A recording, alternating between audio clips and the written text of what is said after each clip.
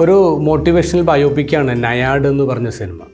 Diana നയാഡ് എന്ന് പറഞ്ഞൊരു world famous സ്വിമ്മറിനെ കുറിച്ചുള്ളൊരു കഥയാണ്.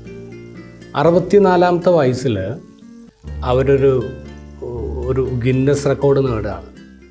ക്യൂബയിൽ നിന്ന് ഫ്ലോറിഡയിലേക്ക് 100 മൈൽ ഓപ്പൺ ഓഷ്യനിൽ അവർ നീന്തി കയറുന്നു.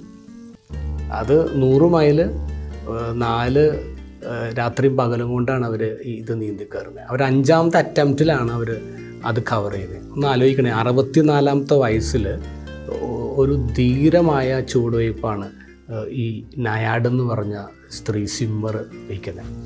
ഇവരിങ്ങനെ 5ാമത്തെ അറ്റംപ്റ്റിൽ ഇവർ ജയിച്ച് ഇവർ കരയിലേക്ക് കയറുമ്പോൾ പത്രക്കാരും ആൾക്കാരൊക്കെ ഇങ്ങനെ ചുറ്റും കൂടിയിരിക്കുന്നുണ്ട്. ഈ സമയത്ത് ഇവർ പറയുന്ന കാര്യമുണ്ട്, I want to say 3 things. ഞാൻ 3 കാര്യങ്ങളാണ് നിങ്ങളോട് പറയുന്നത്. എന്നിട്ട് പറയുന്നത് ഇങ്ങനെയാണ്, ഒരിക്കലും നിങ്ങൾ you are never too old to chase a dream എന്നാ പറയുക.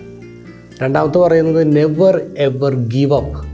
മൂന്നാമത്തെ പറയുന്നത് it looks like A solitary sport but it takes A team. ഇത് ഒറ്റയ്ക്കാണ് ഞാൻ ജയിച്ചെന്ന് വിചാരിക്കും, പക്ഷെ അങ്ങനെയല്ല, ഇതിനൊരു ടീം പിറകിലുണ്ട്. ഒരിക്കലും ഗീവ് അപ്പ് ചെയ്യരുത്. നമ്മുടെ ഡ്രീംസ് നമ്മൾ ചേസ് ചെയ്യാൻ ഒരിക്കലും തന്നെ നമ്മൾ വയസ്സായിട്ടില്ല എന്നുള്ള ചിന്ത. 3 ചിന്തകളാണ് ഈ നയാഡ് ലോകത്തിനുണ്ട് നൽകുന്നത്.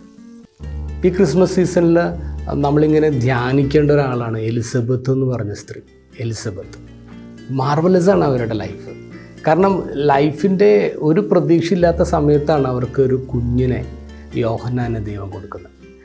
അവരുടെ എക്സൈറ്റ്മെൻറ്റ് ഒരിക്കലും തീർന്നു പോയിട്ടില്ലെന്നുള്ളത് അവരുടെ ലൈഫ് കാണിക്കുന്നത്. അതുകൊണ്ടാണല്ലോ മറിയം കയറി വരുമ്പോൾ ഇവരുടെ ഉള്ളിലെ കുഞ്ഞ് ഡാൻസ് ചെയ്തു എന്ന് പറയാം. എക്സൈറ്റ്മെൻറ്റാണ് അത് കൗതുകമാണ്. ഇത്തരം പ്രായത്തിലും ഒരു എക്സൈറ്റ്മെൻറ്റ് നഷ്ടപ്പെടാത്ത ഒരു സ്ത്രീയാണ് നമ്മൾ കാണുന്നത്. നമ്മൾ ശരിക്കും മാതൃകയാക്കേണ്ട ആൾക്കാരാണ്. കുറച്ച് കഴിയുമ്പോൾ നമ്മളിങ്ങനെ അയ്യോ പ്രായമായി നമുക്കിനി ഒന്നും ചെയ്യാനില്ല അങ്ങനെ തളർന്നിരിക്കുന്ന ആൾക്കാരെ നമ്മൾ പറ്റും. അല്ല, ഇറ്റ്സ് ജസ്റ്റ് എ നമ്പർ. പ്രായം എന്ന് പറയുന്നത് ഒരു നമ്പർ മാത്രമെന്ന് മനസ്സിലാക്കുക.